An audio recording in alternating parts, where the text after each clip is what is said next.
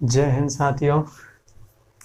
तो आज अपन जिस टॉपिक के बारे में बात करने वाले हैं उसका नाम है मध्य प्रदेश का इतिहास। और मध्य प्रदेश के इतिहास के अंतर्गत आज हम पढ़ेंगे महाजनपद काल। ठीक है, आपके एक जो आप इतिहास पढ़ते हैं मध्य प्रदेश का, तो उसके अंतर्गत एक 6ठी शताब्दी ईसा पूर्व में मिलता है महाजनपद काल। ठीक है, तो महाजनपद काल के बारे में आज अपन बात करने वाले हैं। और जो महाजनपद काल था इसमें से 16 महाजनपदों का उल्लेख मिलता है। कितने? 16 महाजनपद। यदि आपने भारत का इतिहास पढ़ा है तो उसमें मिलता है ये। ठीक है ना, तो 16 महाजनपद जो 6ठी शताब्दी ईसा पूर्व में मिलता है। ठीक है, 6ठी शताब्दी ईसा पूर्व को हम द्वितीय नगरीय क्रांति भी कहते हैं। क्या कहते हैं? द्वितीय नगरीय क्रांति कौन सी है? तो अपनी 6ठी शताब्दी ईसा पूर्व में। प्रथम नगरीय क्रांति कौन सी थी? तो सिंधु घाटी सभ्यता थी। इसके बाद दूसरी नगरीय क्रांति कौन मिलती है? तो 6ठी शताब्दी ईसा पूर्व में मिलती है। तो आइए आज महाजनपद काल को पढ़ते हैं। आई होप कि ये वीडियो आपको पसंद आएगा, और पसंद आया तो चैनल को सब्सक्राइब करें और वीडियो को अंत तक देखें और लाइक करें। सबसे पहले जो महाजनपद काल है, जो महाजनपद कालों का जो उल्लेख है वो मिलता है बौद्ध ग्रंथ अंगुत्तर निकाय। कौन सा? बौद्ध ग्रंथ अंगुत्तर निकाय तथा जैन धर्म भगवती सूत्र में। कौन सा? बौद्ध ग्रंथ अंगुत्तर निकाय तथा जैन धर्म भगवती सूत्र में 16 महाजनपदों का उल्लेख मिलता है, जो कि उत्तर भारत में विस्तृत था। कहाँ पे? उत्तर भारत में। यानी कि आज जो गंगा यमुना का मैदान है, जैसे बिहार, झारखंड, पश्चिम बंगाल तक नहीं, बिहार, झारखंड, उत्तर प्रदेश, इधर राजस्थान, हरियाणा, मध्य प्रदेश, यहाँ तक का जो क्षेत्र है, यानी कि ये वाला जो क्षेत्र है भारत का, ये वाला जो क्षेत्र, ये छोटा सा मैप बनाया मैंने, ये वाला जो क्षेत्र है, इसमें क्या थे? 16 महाजनपदों का उल्लेख मिलता है। ठीक है, 16 महाजनपदों का उल्लेख मिलता है। किसमें?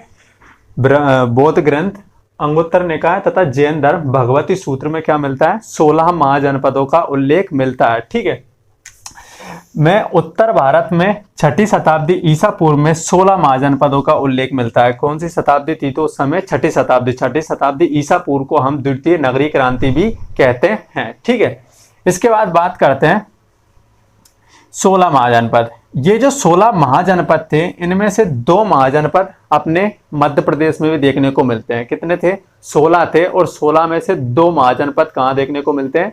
मध्य प्रदेश में भी देखने को मिलते हैं। जिनमें से मध्य प्रदेश में 2 जो महाजनपद थे, उनमें से था अवंती और दूसरा था छेदी। कौन सा? अवंती और छेदी महाजनपद का उल्लेख हमें कहाँ मिलता है? तो मध्य प्रदेश में मिलता है। ठीक है, इनमें से जो सबसे शक्तिशाली जो महाजनपद थे, उनमें से 2 थे सबसे शक्तिशाली। वो था, एक था मगध और दूसरा था अवंती। ठीक है ना, ये दोनों महाजनपद सबसे शक्तिशाली थे। मगध में जो सबसे आखिरी में, जो सबसे लास्ट में जो विलय हुआ था, जिस महाजनपद का विलय हुआ था, उसका नाम था अवंती। यानी कि लास्ट में 16 में से 16 महाजनपद थे, इनका क्या किया? मगध ने जीत कर अपने में विलय कर लिया, यानी कि अपने राज्य क्षेत्र में मिला लिया। लेकिन जो सबसे लास्ट में जो क्षेत्र जीता था, वो कौन था? तो अवंती था। यानी कि अवंती को सबसे लास्ट में जीता गया था। ठीक है, जिसे शिशुनाग ने जीता था। अब बात करते हैं, सबसे पहले देखते हैं अपन थोड़ा सा मगध साम्राज्य। ठीक है, यानी कि मगध साम्राज्य, मैंने यहाँ पे थोड़ा सा बनाया मगध साम्राज्य पर जो सबसे पहला जो वंश देखने को मिलता है, उसका नाम है बृहद्रथ। कौन सा? बृहद्रथ वंश। कौन था? बृहद्रथ वंश। ठीक है, जो बृहद्रथ वंश है, इसका उल्लेख पौराणिक कथाओं में मिलता है। कौन सी कथाओं में मिलता है? पौराणिक कथाओं में मिलता है। लेकिन वास्तविक संस्थापक जो माना जाता है मगध साम्राज्य का, वो कौन सा है? तो हर्यक वंश को माना जाता है। कौन को माना जाता है? तो हर्यक वंश को माना जाता है। जो बृहद्रथ था, इसका जो पुत्र था, उसका नाम था जरासंध। क्या था? जरासंध। ठीक है, जरासंध किसका था? तो बृहद्रथ का पुत्र था। कौन था? बृहद्रथ का पुत्र कौन था? तो जरासंध था। जिसका जमाई कौन था? तो कंस था। ठीक है ना, इसके साथ में, जरासंध के साथ में भगवान श्री कृष्ण का 17 बार युद्ध हुआ था। जरासंध ने 17 बार आक्रमण किया था इस पे। लास्ट में काली यवन आता है, तब वो मथुरा छोड़ के द्वारिका भाग जाते हैं, और जब से उनका नाम क्या पड़ जाता है? रणछोड़ पड़ जाता है। ठीक है ना, तो वो जरासंध कहाँ का था? तो मगध का ही था। कहाँ का था? मगध का। इसने कौशल, चेदी, मालवा, बहुत सारे क्षेत्र, काशी, इन सब पे क्या कर लिया था? इसने जीत कर अपने राज्य में मिला लिया था। ठीक है, मगध में मिला लिया था। इसके बाद जो वंश आता है वो आता है हर्यक वंश। जो मगध साम्राज्य पर जो दूसरा वंश आता है वो कौन होता है? हर्यक वंश। हर्यक वंश का जो राजा था उसका नाम था बिंबिसार। कौन था? बिंबिसार। और बिंबिसार को ही, हर्यक वंश या बिंबिसार को ही वास्तविक मगध मगध का संस्थापक माना जाता है। यानी कि मगध साम्राज्य का जो वास्तविक संस्थापक है वो किसे माना जाता है? तो बिंबिसार को माना जाता है। किसको? बिंबिसार को। और बिंबिसार का जो पुत्र हुआ वो कौन था? तो अजातशत्रु था। कौन था? अजातशत्रु। इसी के काल में पहली बौद्ध संगति हुई थी। याद रखिए, पहली बौद्ध संगति किसके काल में हुई थी? तो अजातशत्रु के काल में ही हुई थी। ठीक है, अजातशत्रु को पुत्र था। जो अजातशत्रु था, अजातशत्रु ने क्या किया? बिंबिसार को मार दिया। यानी कि इसने क्या किया? अपने ही पिता का वध कर दिया और वध करके खुद मगध की गद्दी पर बैठ गया। मगध की जो राजधानी थी वो थी राजगृह। कौन थी? राजगृह। क्या राजधानी थी? राजगृह थी। ठीक है, अपन आ रहे हैं अभी इस पे, अपनी जो चेदी महाजनपद है और अवंती महाजनपद है उस पे आएंगे। थोड़ा सा इनको समझ लेते हैं पहले।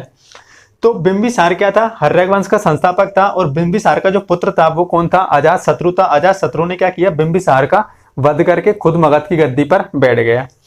इसके बाद आता है अजातशत्रु का पुत्र आता है उदयन। कौन आता है? उदयन। उदयन ने क्या किया? उदयन ने कर दिया अजातशत्रु का वध।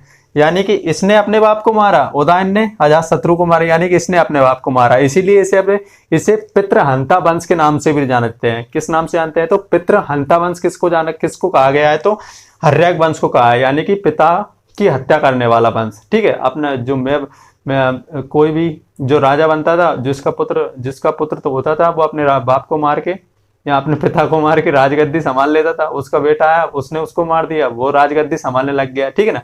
इसी तरीके देखिए ना, बिंबिसार को किसने मारा? अजातशत्रु ने मारा। अजातशत्रु को किसने मारा? उदयन ने मारा। और उदयन को किसने मारा? तो शिशुनाग ने मारा। ठीक है, शिशुनाग ने मारा था। उदयन ने क्या किया था? राजगृह से जो पाटलिपुत्र, राजगृह जो इनकी राजधानी हुआ करती थी मगध की राजधानी राजगृह को बदल कर क्या कर दिया? पाटलिपुत्र कर दिया। कौन को बना दिया? पाटलिपुत्र। आज को जो पटना शहर है ना, बिहार की राजधानी पटना, उसको पहले किस नाम से जाना जाता था? तो पाटलिपुत्र के नाम से ही जाना जाता था। ठीक है, तो पाटलिपुत्र राजधानी किसने स्थानांतरित की थी? तो उदयन ने की थी। ये किसका पुत्र था? अजातशत्रु का। अजातशत्रु की हत्या करने के पश्चात ये क्या हुआ? जो मगध की गद्दी पर बैठा था। कौन? उदयन। ठीक है, उदयन एक कमजोर शासक था और इसका जो अमात्य था, अमात्य यानी कि सेनापति, ठीक है ना, कोई प्रांत का राजा बना दिया कि जाओ इस हमारी देख रेख में इसको संभालो। तो जो इसका जो अमात्य था वो कौन था? शिशुनाग। शिशुनाग ने क्या किया? उदयन का वध कर दिया। उदयन का वध करके और मगध पर शिशुनाग वंश की स्थापना कर दी। यानी कि इसने क्या किया? इसको मार दिया उदयन को, और हर्यक वंश अब समाप्त हो गया। हर्यक वंश समाप्त होने के बाद में कौन सा वंश डल गया? शिशुनाग वंश डल गया, क्योंकि उदयन का इसने वध कर दिया था। शिशुनाग वंश ने क्या किया? शिशुनाग वंश का जो दूसरा जो शिशुनाग राजा ही था। ठीक है ना। शिशुनाग ने क्या किया था? उदयन का वध किया था और इसी ने इसके नाम पर ही क्या चला गया? ये शिशुनाग वंश चला गया। ठीक है, इसका जो पुत्र था वो कौन था? कालाशोक था। कौन था? कालाशोक था। कालाशोक के काल में दूसरी बौद्ध संगति हुई थी। ठीक है, याद रखिए, दूसरी बौद्ध संगति किसके शासन काल में हुई थी? तो कालाशोक के शासन काल में हुई थी। ठीक है, तो शिशुनाग वंश का जो दूसरा राजा था, यानी कि शिशुनाग का जो पुत्र था उसका नाम क्या था? कालाशोक था। और कालाशोक का वध किसने किया? तो महानंदी नंदन ने किया था। किसने? महानंदन ने किया था। किसने किया था? महानंदन ने किया था। ये कौन था? नंद वंश का संस्थापक था। कौन था? नंद वंश का संस्थापक। लेकिन नंद वंश का वास्तविक संस्थापक महापद्मनंद को माना जाता है। कौन को माना जाता है? महापद्मनंद। ये महानंदन जो है, ये इसका जो पुत्र था, ये महापद्मनंद, ये इसकी दासी थी ना, उसका पुत्र था। यानी कि इसकी एक दासी थी जो कि इसकी पत्नी थी, उसका ये पुत्र था। कौन? महापद्मनंद। इसने क्या किया? महापद्मनंद ने महानंदन का वध करके और कौन बैठ गए? महापद्मनंद मगध की गद्दी पर बैठ गया। इसका जो अंतिम शासक था वो था घनानंद, जिसे चंद्रगुप्त ने चाणक्य की सहायता से उसे हराया था। ठीक है ना, आप जानते हैं इतना तो, चंद्रगुप्त मौर्य और चाणक्य के बारे में तो आपने सब सुना ही होगा। इसके बाद घनानंद को मारने के बाद चंद्रगुप्त ने मगध साम्राज्य पर मौर्य वंश की स्थापना की। मौर्य वंश का जो पहला शासक था वो चंद्रगुप्त मौर्य था। उसके बाद कौन आता है? तो बिंदुसार आता है। बिंदुसार के बाद कौन आता है? तो अशोक आता है। ठीक है, अशोक का जो चंद्रगुप्त मौर्य कौन था? तो चंद्रगुप्त मौर्य वंश का संस्थापक था। ठीक है, आप बस इतना याद रखिए।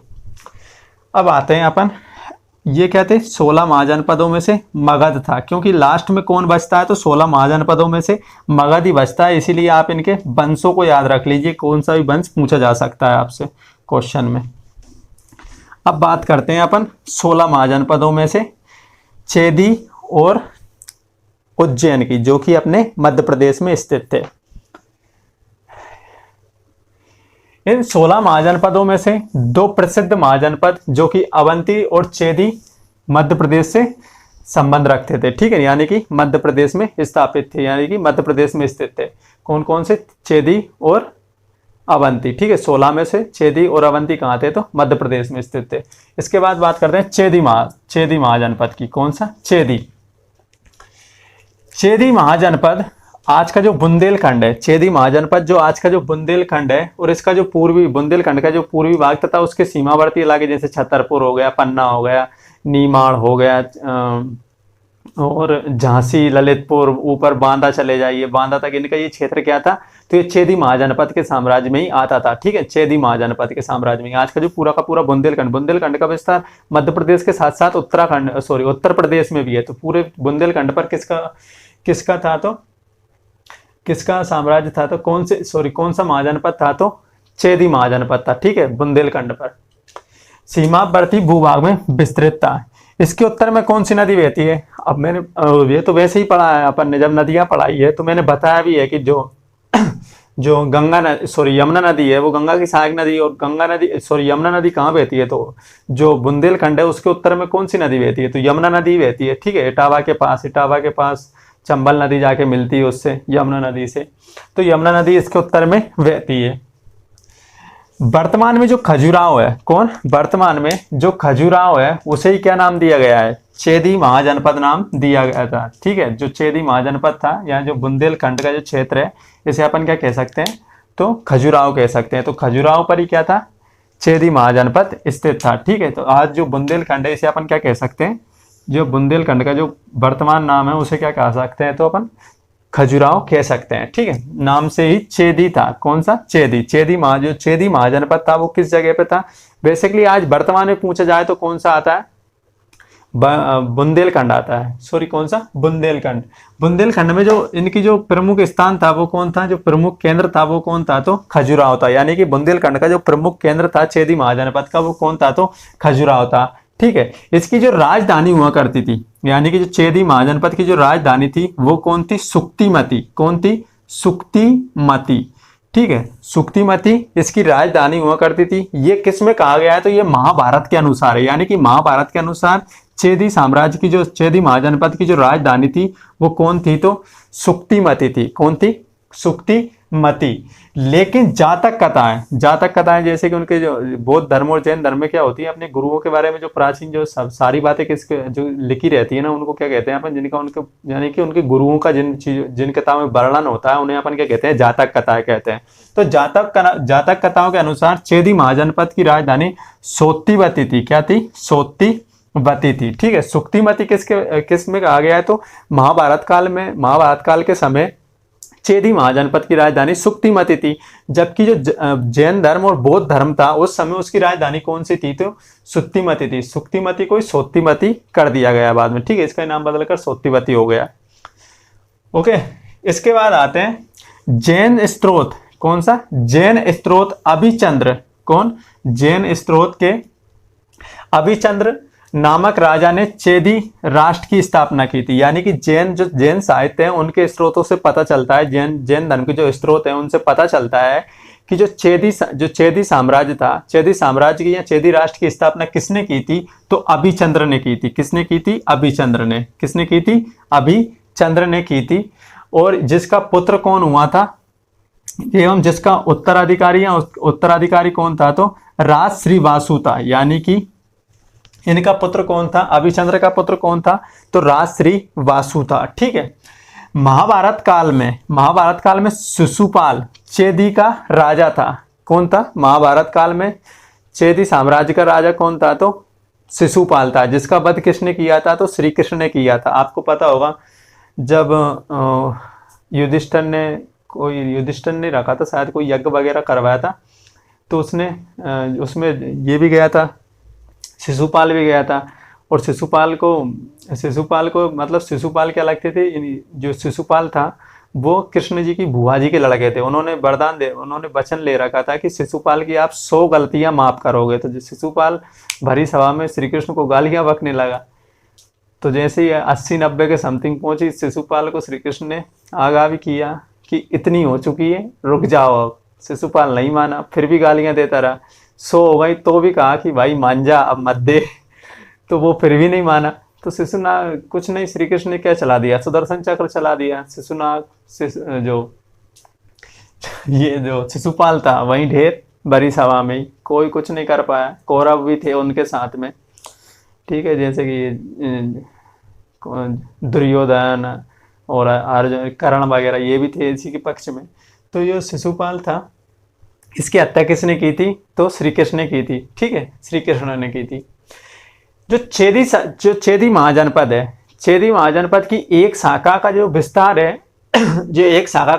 है वो आज के कलिंग यानी कि उड़ीसा में भी इनका एक विस्तार था। यानी कि एक शाखा इनकी कहाँ रहती थी, तो उड़ीसा में रहती थी, जिसका जो प्रमुख राजा था वो कौन था, तो खारवेल था। कौन था, खारवेल। कलिंग में निवास करती थी। इनकी एक शाखा कहाँ निवास करती थी, तो कलिंग में निवास करती थी। और कलिंग का जो राजा था उसका नाम क्या था, तो खारवेल था। कौन था, खारवेल, ठीक है। यहाँ का जो राजा था उसका नाम क्या मिलता है, तो खारवेल मिलता है, ठीक है। इसके बाद आते हैं अवंती महाजनपद। कौन सा, अवंती महाजनपद। मैंने बताया कि अवंती महाजनपद बहुत ज्यादा ताकतवर था, ठीक है। अवंती महाजनपद मध्य तथा पश्चिमी मालवा क्षेत्र में स्थित था। कहाँ था, अवंती महाजनपद मध्य तथा पश्चिमी मालवा क्षेत्र में विस्तृत था। मालव जनपद का प्राचीन नाम कौन था, मालव जनपद का प्राचीन नाम क्या था, अवंती। यहाँ पर कौन सी जनजाति निवास करती थी, तो मालव जनजाति निवास करती थी। उसी के नाम पे इसका नाम क्या पड़ गया, मालव पड़ गया या मालव पड़ गया। तो मालव जनपद का जो प्राचीन नाम था वो क्या था, तो अवंती ही था, ठीक है। अवंती, उज्जैनी, ठीक है, इसको अपन उज्जैनी भी कहते हैं। अवंती जो कि बौद्ध धर्म का प्रसिद्ध केंद्र था। क्या था, बौद्ध धर्म के समय क्या था, तो अवंती यहाँ का प्रसिद्ध केंद्र था बौद्ध धर्म का। आप याद रखिए अवंती किस धर्म से किसका प्रसिद्ध केंद्र था, तो बौद्ध धर्म का था। आपसे क्वेश्चन पूछ सकते हैं, जैन धर्म का था, बौद्ध धर्म का था, हिंदू धर्म का था, कोई भी धर्म, एक धर्म और दे, मुस्लिम धर्म दे। तो आपको याद रखना है किसका केंद्र था, तो प्रमुख अवंती बौद्ध धर्म का प्रसिद्ध केंद्र हुआ करता था, ठीक है। अवंती का बौद्धकालीन नाम, यानी कि जिस समय बौद्ध धर्म था उस समय अवंती का नाम क्या था, तो अच्युतगामी था। कौन था, अच्युतगामी था। कौन था, अच्युतगामी। यानी कि अच्युतगामी निम्नलिखित में से किस महाजनपद का नाम है या किस शहर का नाम है, तो किसका है, तो उज्जैन का नाम है। किसका, उज्जैन। आज वर्तमान में क्या कहते हैं अपन, उज्जैन। या उज्जैनी का नाम क्या था पहले बौद्ध धर्म के समय, तो अच्युतगामी था, ठीक है। महावीर स्वामी एवं गौतम बुद्ध के समय अवंती का जो राजा था वो था चंड प्रगोत। कौन था, राजा चंड प्रगोत था। कौन था, राजा चंड प्रगोत था। चंड प्रगोत एक बार क्या हुआ, बीमार हो गया था। एक बार बीमार हो गया तो जो मगध का जो शासक था बिंबिसार, कौन सा, बिंबिसार, ठीक है। बिंबिसार ने क्या, आर्यक वंश का जो राजा था ना बिंबिसार ने क्या किया था, अपना जो राजवेद था जीवक, क्या था, राजवेद जो जीवक था उसको चंड प्रगोत की सेवा में भेजा था। यानी कि उसको इलाज करने के लिए भेजा था। चंड प्रगोत के इलाज करने के लिए क्या भेजा था, बिंबिसार ने अपना जो राजवेद हुआ करता था उसका नाम क्या था, जीवक था, उसको भेजा था उज्जैन इसका इलाज करने के लिए। और जीवक ने महात्मा बुद्ध का भी इलाज किया है, ठीक है ना। महात्मा बुद्ध को एक बार बीमार हो गए थे तो महात्मा बुद्ध का इलाज भी किसने किया था, तो राजवेद जो कि बिंबिसार का राजवेद था उसने किया था। उसका नाम क्या था, तो जीवक ने किसका इलाज किया था, तो इलाज ही कह सकते हैं तो इलाज किसने किया था, किसका इलाज किया था, तो गौतम बुद्ध का भी इलाज किया था। इसके अलावा किसका किया था, तो चंड प्रगोत का किया था। चंड प्रगोत एक बहुत ज्यादा काफी साहसी और पराक्रमी राजा था। क्या था, पराक्रमी राजा था। जब जो अजातशत्रु ने क्या किया, बिंबिसार का वध कर दिया, तो अजातशत्रु ने क्या किया, चंड प्रगोत को यानी कि चंड प्रगोत से बचाने के लिए अपनी राजधानी राजगृह के आसपास क्या कर दी, दीवार खड़ी कर दी। क्या कर दी, दीवार खड़ी कर दी। क्योंकि उस समय चंड प्रगोत का एक तरीके से डंका बजता था, ठीक है ना। तो चंड चंडप्रकोष्ठ के बचने के लिए, यानी कि अवंती से बचने के लिए उसने क्या कर दिया था, अपनी राजधानी के चारों तरफ क्या लगवा दी थी, दीवार उड़वा दी थी। जिसे दीवार घेरा नहीं कहते अपन, सर्कल उड़वा दी या बाउंड्री करवा दी, ठीक है ना। अपने राज्य के चारों तरफ क्या करवा दी, बाउंड्री करवा दी, जिससे कि सेनाएं अंदर ना जा सके, ठीक है। तो चंडप्रकोष्ठ का इतना खूब था। चंडप्रकोष्ठ हाथी पालने की कला में भी निपुण था, ठीक है ना। हाथी पालने की कला में, यानी कि हाथियों को पालने की कला में और उनको युद्ध में इस्तेमाल करने की कला में भी कौन था, तो चंडप्रकोष्ठ बहुत ज्यादा मतलब बुद्धिमान था, या उन्हें अपने बस में कर सकता था, या पालने की कला में प्रसिद्ध था। उत्तरी अवंती, ठीक है, जो उज्जैन यानी कि अवंती की जो राजधानियां थी, अवंती की राजधानियां दो थी। अवंती महाजनपद की राजधानियां कितनी थी, तो दो राजधानियां थी। इसकी जो उत्तरी राजधानी थी उसे उज्जैनी कहते हैं, यानी कि उत्तरी राजधानी कौन सा, उत्तरी क्षेत्र जो था उसको किस नाम से जाना जाता था, तो उसकी राजधानी क्या थी, तो उज्जैनी थी। तथा दक्षिणी अवंती की जो राजधानी है वो महेशमती थी। कौन सी थी, महेशमती, बाहुबली, ठीक है। महेशमती के नाम से सिर्फ एक ही चीज याद आती है, बाहुबली। तो ये वो महेशमती नहीं है, ठीक है। दक्षिण अवंती की राजधानी कौन सी थी, तो महेशमती थी, जिसे आज अपन महेश्वर के नाम से जानते हैं, महेशमती थी। और इन दोनों राजधानियों के बीच में जो नदी बहती थी वो थी बेतवती, जिसे अपन क्या कहते हैं, बेतवा कहते हैं।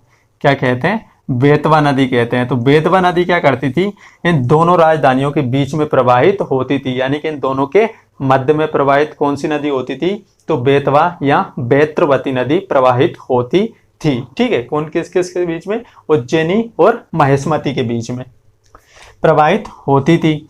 अवंती में दो प्रसिद्ध नगर हैं, यानी कि अवंती में, उज्जैन तो एक प्रमुख है ही सही, अवंती के अलावा, इसके अलावा यहाँ पर दो प्रमुख नगर कौन कौन से थे, तो कुरघर, कौन सा, कुरघर, तथा सुदर्शनपुर। कौन था, कुरघर एवं सुदर्शनपुर, ये क्या थे, प्रसिद्ध नगर थे, ठीक है। तो अवंती राजधानी में, अवंती महाजनपद में दो प्रसिद्ध नगर कौन से थे, तो कुरघर या सुदर्शनपुर, ये प्रमुख दो नगर थे जो कि काफी ज्यादा प्रसिद्ध थे। आपसे इनके नाम भी पूछे जा सकते हैं कि कुरघर और सुदर्शनपुर किस महाजनपद काल के प्रसिद्ध नगर थे, ठीक है। किस महाजनपद काल के प्रसिद्ध नगर थे, तो आपको याद रखना है अवंती महाजनपद काल के प्रसिद्ध नगर थे, ठीक है। राजा बनने से पूर्व, आपको याद हो तो राजा बनने से पूर्व जो अशोक था वो अवंती का राज्यपाल था। कौन था, राजा बनने से पूर्व अवंती का जो राज्यपाल था वो कौन था, तो अशोक था, ठीक है। मगध साम्राज्य में